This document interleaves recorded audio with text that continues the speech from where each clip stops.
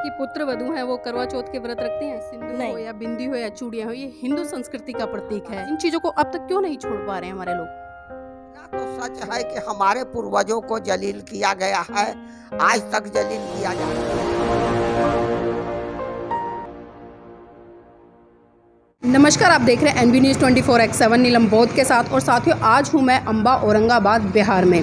जी हां, वही बिहार जो कि ऐतिहासिक पृष्ठभूमि से भरा पड़ा है। अगर जहां जहां आप नज़रें दौड़ाएंगे आपको बुद्ध की विचारधारा, बुद्ध के सिद्धांत, बुद्ध के अवशेष यहाँ पर बहुत बड़े स्तर पर देखने को मिल जाएंगे। परम पूज्य बाबा साहब ने एक बार कहा था कि भारत में जो बौद्ध धर्म की जड़ें हैं वो सूखी नहीं है बल्कि वो अभी हरी हैं, और उसका जीता जागता उदाहरण साथियों आपको बिहार के बहुत सारे ज़िलों में देखने को मिल जाता है। और उसी कड़ी में आज हम औरंगाबाद ज़िले में हैं जो कि अम्बा में है। तो आइए आपको मैं लेकर चलती हूँ। यहाँ पर एक भव्य और विशाल बुद्ध विहार का निर्माण किया गया है। और उससे पहले आपने देखा होगा कि ऊपर जो भव्य और विशाल मूर्ति महाकारुणिक तथागत बुद्ध की बनी हुई है किस तरह से संदेश दे रही है। तो आइए मैं आपको एक बार अंदर लेकर चलना चाहती हूँ और जो यहाँ की प्रबंधक कमेटी है उससे रूबरू कराने का प्रयास करूँगी और जानना चाहूँगी बेसिक जानकारियाँ यहाँ के बारे में कि इस बुद्ध विहार को बनाने के लिए इनको प्रेरणा कहाँ से मिली, किस उद्देश्य को लेकर इन्होंने ये बुद्ध विहार बनाया। और आप देख पाएंगे अंदर का जो माहौल है बहुत ही खुशनुमा है, और जिस तरह से काफ़ी विशाल प्रतिमा महाकारुणिक तथागत बुद्ध की यहाँ पर लगाई गई है। और मेरे पीछे जिस तरह से आप देख पा रहे होंगे महाकारुणिक तथागत बुद्ध की जो विशाल प्रतिमा है वो भूमि स्पर्श मुद्रा में है। और यहाँ पर मेरे साथ में जो आयोजक कमेटी है उसके काफ़ी लोग हैं, तो उन्हीं से जुड़ने का प्रयास करूँगी और जानना चाहूँगी कि इस बुद्ध विहार को बनाने की प्रेरणा कहाँ से मिली और किस किस तरह से यहाँ लोगों का सहयोग मिला। सर, नाम क्या आपका? बहुत बहुत आपके मीडिया का नीलम बौद्ध जी बहुत बहुत धन्यवाद। और इस बुद्ध विहार बनाने का प्रेरणा हमको तब मिला जब हम भगवान बुद्ध का लिखा हुआ जो बाबा साहेब का बुद्धाम धम्म है पढ़े तब।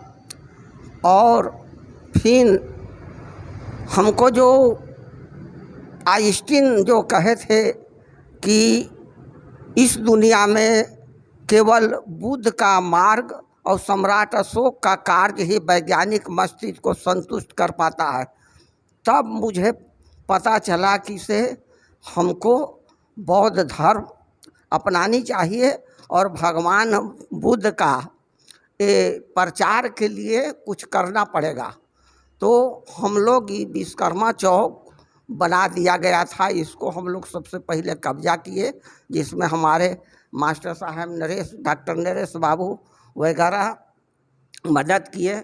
और इसके बाद में हम यहाँ पर सबसे पहले लंका से एक पत्थर का स्टैचू मूर्ति है भगवान बुद्ध का, वो लाए बनाना शुरू किए। फिर एगो भिक्षु मिल गए तो उनको बुला करके, वो महाराष्ट्र के थे, तो हम लोग यहाँ पर सब मिलकर चंदा कर करके और बनाना शुरू किए, जो ये आज बुद्ध विहार पर आप लोग पधारे हुए हैं। और हम बुद्ध के बुद्ध पंचशील का साड़ी लान दिए हैं। कुछ महिला लोग यहाँ बुद्ध के बुद्ध चर्चा होता है, अभी लगन उगन में बंद है, लेकिन हम लोग बराबर करते हैं। तो यही हमारा आज तक का कार्य का बने। बाबू जी, अभी जिस तरह से आपने बताया कि आपने बुद्ध और उनका धम्म जो पुस्तक पढ़ी है बाबा साहब के द्वारा लिखित, उसके बाद में आपने बौद्ध धर्म को ग्रहण किया, तो उससे पहले क्या आप हिंदू थे? देखिए, हिंदू तो हम सब दिन हम जब पढ़ते थे 67-68 में, उसी समय से हमको ये अंधविश्वास लगा था, इसलिए कभी भी हम स्वीकार नहीं किए। फिर जगदेव प्रसाद का 67 से जब ही सुश्री संवाद दल और रामस्वरूप वर्मा का ही हुआ तो उसके साथ उनके साथ रहे। और यहाँ पर फिर ये चित्तौड़गढ़ के रूप में जो जाना जाता था, यहाँ लोग वोट तक नहीं देते थे, जा हो तो उन्हीं के वोट हो गलवा। तो इसे आर करके फिर हम बुद्धिजीवी संघ में बहुत दिन तक काम किए। और इसके बाद हमको ये लगा कि नहीं, ये कम्युनिस्ट और पार्टी वगैरह से यहाँ कुछ नहीं होने वाला है। यहाँ हम जब तक भगवान बुद्ध के विचार को नहीं फैलाएंगे, तो भगवान बुद्ध के विचार को फैलाने के लिए ही हम यहाँ पर बुद्ध विहार का निर्माण किए। और इस तरफ से लोग आते जाते हैं, ऊंचा है, सब कोई देखता है और ऊपर देख करके कि इससे प्रेरणा ले रहा है, ये धरती बौद्धमय होगा। हम भी अपने लड़के को बौद्ध धर्म से शादी में दोनों दो को लड़का है, दोनों को कराए हैं। हमारे घर में आज तक कोई ब्राह्मणवादी विधि से कार्यक्रम नहीं होता है। हम लोग को जितना भी होता है, अभी हम लोग जो है खीर का यहाँ प्रबंध किए, जो भगवान बुद्ध का बुद्ध पूर्णिमा पर के दिन था, और हम लोग खीर का वितरण किए। तो बराबर हम लोग भगवान बुद्ध, बाबा साहेब और जितने भी हमारे मूल निवासी महापुरुष हैं, उसका बराबर हम कार्यक्रम यहाँ करते हैं। जी बाबूजी, अभी मैं सुन रही थी, आप लोग चर्चा कर रहे थे कि आपने यहाँ पे होली का शहादत दिवस के रूप में भी मनाने का प्रयास किया, जिसका कि बहुत बड़े स्तर पर विरोध हुआ, तो क्या घटना थी वो? हाँ, तो बहुत उस समय विरोध हुआ, सरकार भी हम लोग के नहीं करने देता, फिर भी हम किए। और इसके बाद में हम 5 साल होलिका शहादत दिवस और महिषासुर शहादत दिवस भी है, उसके बाद हम मनाना शुरू, चूँकि फागुन में पूर्णिमा को होता है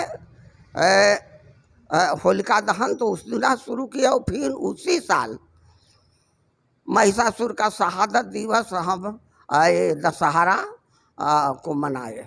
लेकिन जो हिंदूवादी लोग हैं, जो सनातन धर्म के आजकल अपने आप को कह रहे हैं, वो तो कह रहे हैं कि जो होलिका है उसको अपने अलग तरीके से तोड़ मरोड़ कर बताते हैं। तो उस बात में और जो आप लोग कर रहे हैं लोगों को जगाने का प्रयास, कितनी सत्यता है? देखिए, उन लोग का जो ये काल्पनिक कहानी है, और हमारी होलिका जिस समय थी, भले उस समय का कोई इतिहास नहीं है, लेकिन इतना तो सच है कि हमारे पूर्वजों को जलील किया गया है, आज तक जलील किया जा रहा है। जैसे बाबा साहेब का भी किताबें खा रहे हैं, बाबा साहेब का हत्या क्यों और कैसे बिलास खरात जी लिखे हैं। तो इस तरह से जगदेव प्रसाद का हत्या हुआ, तो इससे हमको लगता है कि निश्चित रूप से वो ऐतिहासिक पात्र नहीं होते हुए उनको हत्या किया गया है। इसी कड़ी में मेरे साथ में कमेटी के और भी लोग हैं, उनसे भी जुड़ने का प्रयास करूंगी और जानना चाहूँगी, सर जिस तरह से इस बुद्ध विहार की स्थापना हुई, तो किसी तरह की प्रॉब्लम आई या इजीली आप लोगों ने इस काम को कर लिया? नहीं, हम लोग तो खैर सबसे पहले हम आपके चैनल को धन्यवाद देते हैं कि आप दिल्ली से चलकर हमारे अम्बान बुद्ध विहार, सम्राट अशोक बुद्ध विहार में पहुँचे हैं। इसके लिए हम आपको आपके चैनल को धन्यवाद देते हैं। और जहाँ तक बात है ये बुद्ध विहार बनाने में हम लोग को कोई बहुत रुकावट नहीं आया। हम लोग, चूँकि ये इलाका हम लोग का अपना इलाका है और इस इलाका में किसी को चलने नहीं देते हैं हम लोग, इसलिए हम लोग इसको बहुत ढंग से बनाए हैं। और आगे भी छूटा हुआ जो काम है उसको हम लोग बखूबी लगे हुए हैं, और इस बुद्ध विहार को हम लोग और इसको सुंदर ढंग से संवारेंगे और सजाएंगे। सर कितने साल हो गए इस बुद्ध विहार को बने हुए? लगभग 3 साल से लगे हुए हैं हम लोग, 3 साल से लगे हुए हैं। जी 3 साल। सर मेरा एक सवाल है आपसे, क्योंकि जो बिहार की धरती है कहीं ना कहीं हम देखते हैं कि इतिहास से भरी पड़ी है। और अगर हम बुद्ध की बात करें, क्योंकि सिद्धार्थ का जन्म तो नेपाल में हुआ, लेकिन जो बुद्ध है उस पर एक तरह से हम कहेंगे कि बिहार की जन्मभूमि से उनका जन्म हुआ है। तो इतना लंबा समय कैसे लगा कि आप लोग बुद्ध की शरण में इतना लंबा पीरियड बिताया आपने, उसके बाद आए? देखिए, चूँकि ये लंबा समय नहीं लगा, हम लोग को लंबा नहीं समय लगा। ये यहाँ पर बुद्ध विहार जो बना है, हम लोग बुद्ध से प्रेरित हो करके, सम्राट अशोक से प्रेरित हो करके और बाबा साहब से प्रेरित हो करके जो किताब पढ़े, किताब पढ़ने से हम लोग को लगा कि बुद्ध ही इस धरती पर सही है और कोई सही यहाँ पर देवी देवता नहीं है। और जहाँ तक लंबा समय लगने के बाद है, तो यहाँ पर पुष्यमित्र शुंग के द्वारा जब बृहद्रथ मौर्य को हत्या कर दिया गया था, तो हत्या करने के बाद बुद्ध का यहाँ नाम लेने वाला कोई भारत में नहीं था। तो नाम नहीं लेने वाला था तो फिर हम लोग को तो समय लगेगा ना। अब हम लोग को इतिहास कहा गया है कि जो कौम अपने इतिहास को नहीं जानता वह इतिहास नहीं बना सकता है। तो हम लोग तो इतिहास जानने का पहले प्रयास किया। इतिहास हम लोग को पता नहीं था, लेकिन जब इतिहास पढ़ने लगे तो इतिहास पढ़ने के बाद लगा कि ये हम लोग का यही सबसे जो हम लोग के लिए महान पुरुष हैं, कि हमारे देवता हैं, कि हमारे पूर्वज हैं, सब इन्हीं लोग हैं। और तब से हम लोग जो है इनके प्रति, भगवान बुद्ध के प्रति, सम्राट अशोक के प्रति और भगवान जो है आपको बाबा साहेब के प्रति हम लोग काफ़ी जो है से तन मन धन से लगे हुए हैं। और इसीलिए देर लगा कि हम लोग को शिक्षा नहीं थी। शिक्षा से हम लोग जब ज्ञान प्राप्त हो गया तो इसके बाद हम लोग को लगा कि नहीं, अब ये हम लोग को सही है और इसीलिए हम लोग को समय लगा। सर जानना चाहूँगी तो साप्ताहिक तौर पे या दैनिक दिनचर्या में क्या क्या गतिविधियाँ होती हैं इस बिहार में? देखिए, हम लोग बुध के दिन प्रयास करते हैं कि हर एक बुध को यहाँ पर 10-20 की संख्या में हम लोग तो जमा करने का प्रयास करते हैं कि अधिक से अधिक लोग इस बुध विहार पर बुध के दिन परिचर्चा के लिए आवें। लेकिन जो जितना आ पाते हैं 10-20 की संख्या में ही आते हैं, लेकिन आते हैं। और उस दिन हम लोग बुध परिचर्चा में हम लोग भाग लेते हैं और इस स्तर पर हम लोग अच्छा ढंग से काम कर रहे हैं और काफ़ी धीरे धीरे संख्या भी उत्तरोत्तर बढ़ रही है और हमेशा आगे बढ़ेगा। सर मैं देख रही हूँ बिहार में कई जो बहुजन नायक नायिकाएं हैं उनकी आपने तस्वीरें लगाई हुई हैं, कोटेशन भी लिखी हुई हैं, तो इन तस्वीरों को लगाने का उद्देश्य क्या है खासकर बिहार में? देखिए, हम लोग बहुजन नायकों का तस्वीर लगाने का एकमात्र उद्देश्य है कि यहाँ जो भी लोग आते हैं अपने बहुजन नायकों जो हमारे ही नायक हैं, हमारे ही हीरो हैं, तो उनके जीवन चर्चा के बारे में पढ़ें, लिखें। हमारे पास सब तरह की किताब भी हैं। जितना आप फोटो देख रहे हैं सभी बहुजन नायकों का, वो सारे लोगों की किताब हम लोग के पास है। और जो लोग यहाँ पर चाहते हैं कि हम बहुजन नायकों की किताब को पढ़ें, तो हम लोग किताब उन लोग को उपलब्ध कराते हैं और उस किताब को पढ़ के अपना लाभ लेते हैं। और जब तक हम लोग बहुजन नायकों को नहीं लगाएंगे तो जानेंगे कैसे, और जब तक जानेंगे नहीं तब तक लोग मानेंगे नहीं। तो इसलिए हम लोग बहुजन नायकों के फ़ोटो को लगाए हुए हैं जानकारी के लिए। और जो नहीं पढ़ पाते हैं किताब, उनको हम लोग यहाँ पर बैठ के जो परिचर्चा करते हैं तो उस परिचर्चा में उनके बारे में बताते हैं, उसके इतिहास भूगोल के बारे में हम लोग बताते हैं। तो देखिए इसी कड़ी में मेरे साथ में कुछ महिलाएं भी हैं, मैं उनसे भी जुड़ने का प्रयास करूंगी और जानना चाहूँगी कि खासकर इस बुद्ध विहार में और इस संस्कृति को बढ़ाने के लिए उनकी किस तरह की भूमिका है और किस तरह से वो कार्य कर रही हैं। आपका नाम क्या है? कमला देवी। कमला जी, जानना चाहूँगी क्योंकि आप लोग जिस तरह से अभी सर ने बताया कि हिंदू धर्म छोड़कर आप बुद्धिज़्म की शरण में आ चुके हैं, लेकिन मुझे एक चीज़ दिखाई दे रही है आपके पहनावे से जो लग रहा है मुझे, क्योंकि कहीं ना कहीं हम देखते हैं चाहे सिंदूर हो या बिंदी हो या चूड़ियाँ हो, ये हिंदू संस्कृति का प्रतीक है। इन चीज़ों को अब तक क्यों नहीं छोड़ पा रहे हैं हमारे लोग? छोड़ेंगे, छोड़ देंगे। छोड़ देंगे मतलब कब छोड़ेंगे?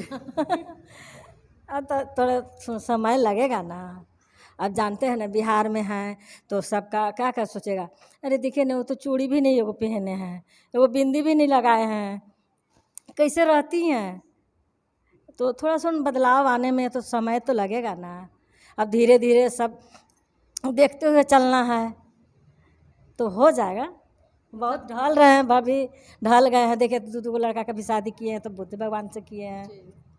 अब मेरा घर में कुछ भी फंक्शन होता है तब बुद्ध भगवान जी से होता है, कोई देवी देवता नहीं मेरा घर में है। तो जो आपकी पुत्र वधू हैं वो करवा चौथ के व्रत रखती हैं? नहीं, नहीं रखते हैं। आप पहले रखते थे। अच्छा, आप रखते थे? हम पहले रखते थे, बाकी अब धीरे धीरे तो छोड़ा है क्यों? छोड़े कि अब सोच रहे हैं कि भगवान जी हैं ही नहीं, बुद्ध भगवान हैं, तो हम लोग बुद्ध भगवान के मान रहे हैं, सब कुछ कर रहे हैं, तो काहे ला करेंगे। मतलब समझ आ गया कि व्रत करने से पति की लंबी उम्र नहीं होती। कि नहीं करेंगे तो क्या सोचेंगे। जैसे जितिया उतिया हम लोग के बिहार में सब होता है तो कहता है कि अरे चलो कैसे खा लेंगे, मेरा लड़का बच्चा इतना है, कैसे ऐसे आज खा लेंगे, सबको किया है।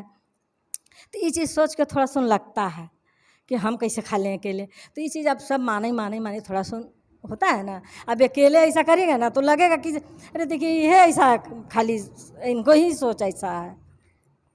इसलिए अब सब धीरे धीरे हो रहा है, घर में भी हो गया, बाहर में धीरे धीरे हो रहा है प्रतीक, मैंने बुद्ध भगवान का प्रतीक। इसीलिए किए हैं, कहाँ झूठ बोलेंगे कि नहीं किए हैं बाकी अब छोड़ देंगे।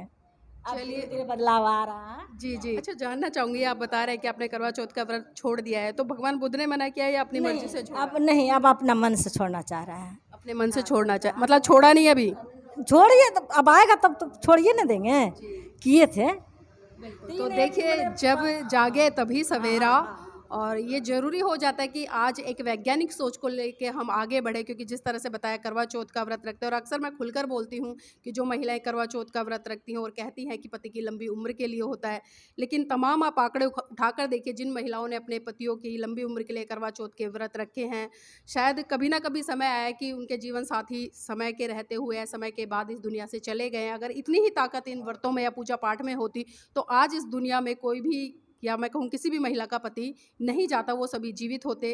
तो हम इनको धन्यवाद और साधुवाद देते हैं कि जिस तरह से यहाँ पर इन्होंने एक विशाल भव्य जो बौद्ध विहार है उसका निर्माण किया, और जिस तरह से लगातार यहाँ पर आते हैं, गतिविधियाँ होती हैं और कहीं ना कहीं उन परंपराओं को त्याग करके आज एक वैज्ञानिक दृष्टिकोण की तरफ बढ़ रहे हैं। इसी कड़ी मेरे साथ में डॉक्टर जन्मय जी भी हैं, उनसे भी मैं थोड़ा जानना चाहूँगी, क्योंकि लगातार डॉक्टर जन्मय जी को हम सामाजिक आंदोलनों में देखते रहते हैं। सर, जिस तरह से यहाँ पर ये बिहार बना है और लोगों में एक नई क्रांति आई है, तो क्या लगता है भविष्य में किस दिशा में लोग बढ़ने का प्रयास करेंगे? विहारों का उद्देश्य पहले तो यही था कि वहाँ से बुद्ध की जो देशनाएँ हैं, बुद्ध की जो शिक्षाएँ हैं, उसको जनमानस तक प्रसारित किया जा सके। पहले बिहारों में भिक्षु वास करते थे, भिक्षु वहाँ अध्ययन करते थे और वर्षावास के तौर पर तो विशेष तौर पर बिहारों में रहते थे, अध्ययन करते थे, वहीं से शिक्षाएँ प्रसारित करते थे। बाद में वो जो है कि चारिका करते हुए देश में घूमते थे, कोने-कोने में जाते थे। तो हमें लगता है कि आज भी बिहारों का जो कार्य है, बिहारों का जो उद्देश्य है, यही होना चाहिए कि बिहार में शैक्षणिक वातावरण बने, बुद्ध की शिक्षाएँ जो है कि लोगों पर प्रसारित किया जा सके। जो लोग बुद्ध को मानने वाले हैं या जो नहीं भी मानने वाले, उनको भी बिठा करके बुद्ध की क्या अच्छाइयाँ हैं, बुद्ध के क्या उपदेश है, बुद्ध ने किस प्रकार से एक जगत गुरु के तौर पर लोगों को उत्तम जीवन जीने का कैसे मार्ग दिखाया, उन तमाम मार्गों की, उन तमाम उपदेशों की, तमाम अच्छाइयों की, पंचशील की, इन सब की चर्चा होनी चाहिए, ताकि जो लोग हैं बुद्ध की शिक्षाओं को आत्मसात करके अपने जीवन को उत्कृष्ट बना सके और देश के उन्नति उत्थान में अपना योगदान सुनिश्चित कर सके। तो उस दृष्टिकोण से बुद्ध विहार एक बहुत ही संपन्न, सुदृढ़ और बहुत ही ऊर्जा का केंद्र है, और इसको यहाँ आकर के मैं भी महसूस करता हूँ और हर व्यक्ति यहाँ आकर के ये बात को महसूस करता है। जी बिल्कुल, बहुत बहुत धन्यवाद सर हमारे साथ जुड़ने के लिए। और देखिए, यहाँ पर जिस तरह से तमाम लोगों से हमने बात की और जिस तरह से इस बौद्ध विहार का निर्माण हुआ है और जिस तरह से इस बौद्ध विहार के बारे में बताया गया है और जिस तरह से लोगों ने इसका निर्माण कराया, तो वास्तव में बहुत ही सराहनीय है, क्योंकि शुरुआत हो चुकी है और जब शुरुआत होगी तो कहीं ना कहीं अंजाम तक भी लोग पहुँचेंगे। और आज जिस तरह से महिलाओं ने बताया कि रूढ़िवादी परंपराओं का त्याग करके आज वो बुद्धिज़्म की तरफ बढ़ रही है, कहीं ना कहीं एक वैज्ञानिक सोच को अपना कर अपने परिवार का, अपने समाज का और इस देश का भी कल्याण करेंगी, तो ये जरूरी हो जाता है कि हमें इन पाखंडवाद से बाहर निकलकर एक वैज्ञानिक सोच को अपनाना चाहिए, ताकि हम सही तरीके से देश के विकास में अपनी उचित और सही भूमिका निभा सकें।